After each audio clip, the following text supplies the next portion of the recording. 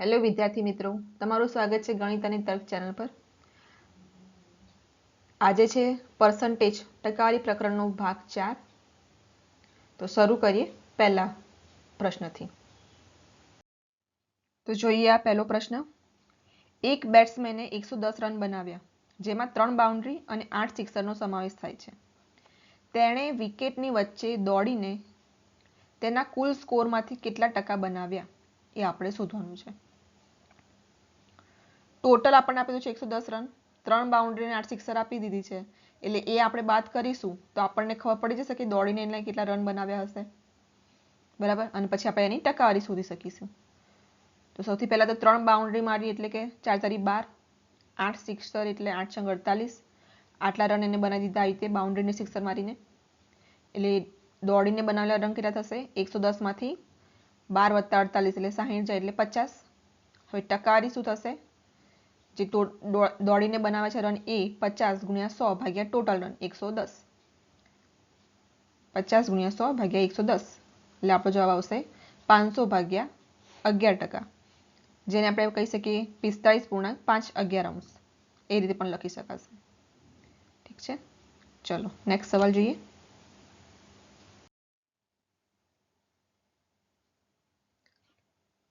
જો આ પ્રશ્નમાં કૌશલના માસિક પગારના 12%, નંદિનીના માસિક પગારના 16% જેટલા છે।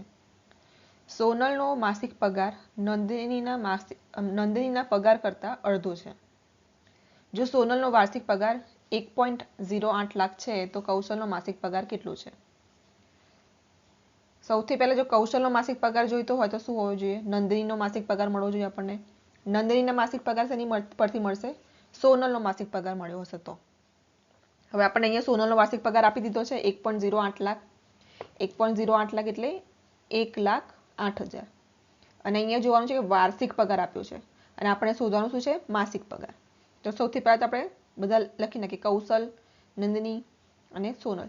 સોનલનો વાર્ષિક પગાર છે 1,08,000 એટલે માસિક પગાર થશે 9,000। હવે અહીંયા શું કહ્યું છે? સોનલનો માસિક પગાર જે છે એ નંદિનીના પગાર કરતાં અડધો છે। જે નંદિનીનો પગાર હશે એના કરતાં અડધો છે એટલે સોનલના પગાર કરતાં નંદિનીનો પગાર કેવો થશે? ડબલ થશે, એટલે 18,000 આવશે। એટલે 18,000 તમે અડધા કરો એટલે 9,000 આવી ગયા સોનલનો પગાર। હવે કૌશલનો પગાર કેવી રીતે મળશે આપણને? તો કે કૌશલનો પગાર જે છે માસિક પગારના 12%, નંદિનીના માસિક પગારના 16% જેટલો છે। તો જે પ્રમાણે પ્રશ્નમાં લખ્યું છે એમ કૌશલના 12%, 12/100 બરાબર 18,000, જે નંદિનીનો પગાર આપણને મળ્યો છે એના 16%। એટલે આપણે સોલ્વ કરીશું તો આપણને કૌશલનો માસિક પગાર મળી ગયો 24,000। આ આપણો જવાબ આવી ગયો। ઠીક છે, ચલો નેક્સ્ટ પ્રશ્ન।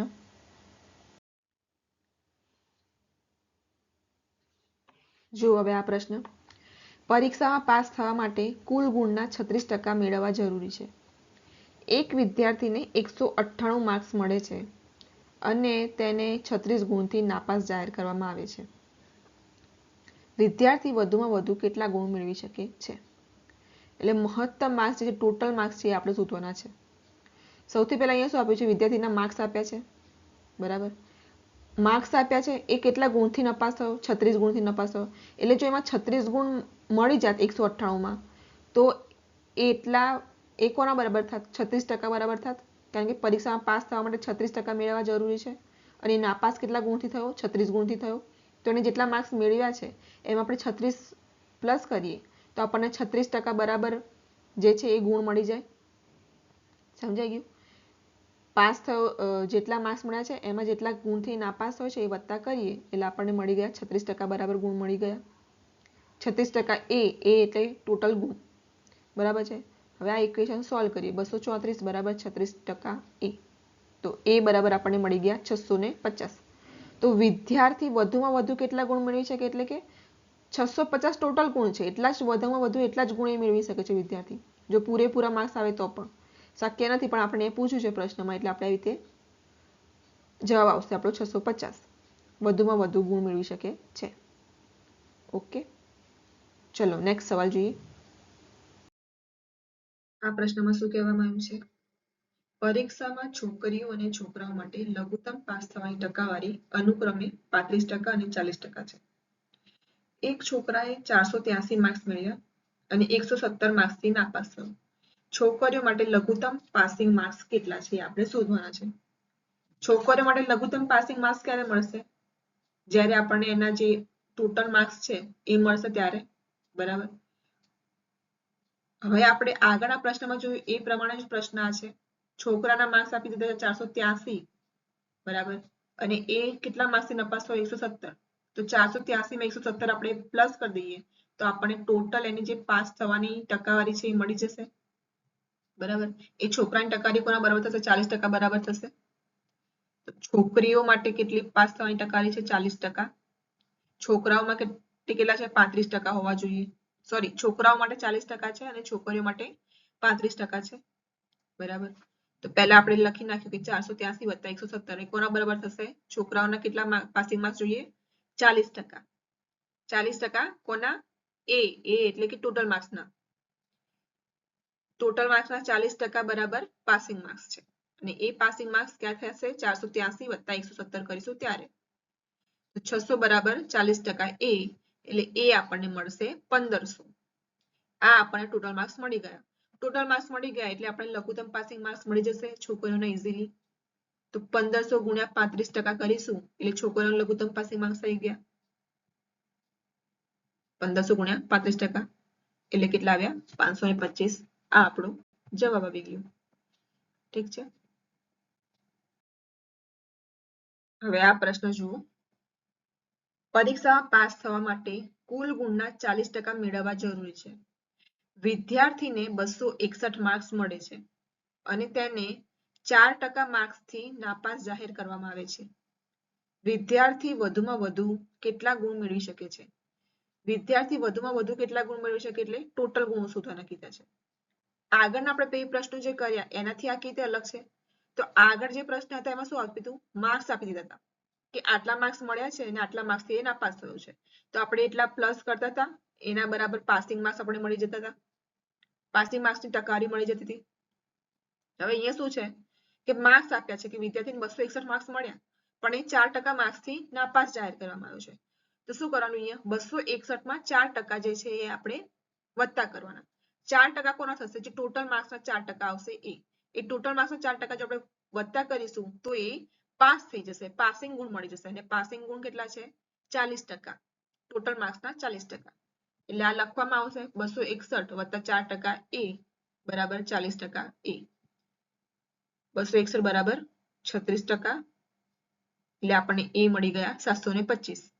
એટલે કે વિદ્યાર્થી વધુમાં વધુ કેટલા ગુણ મેળવી શકે છે? તો કે 725. આ આપણો જવાબ.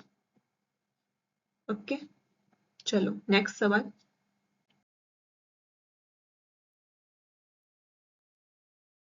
આ પ્રશ્ન એકદમ ઈઝી છે. જે આગળના પેટર્નના પ્રશ્નો પૂછાતા હોય છે એ પ્રકારનો જ છે. પરીક્ષામાં પાસ થવા માટે કુલ મહત્તમ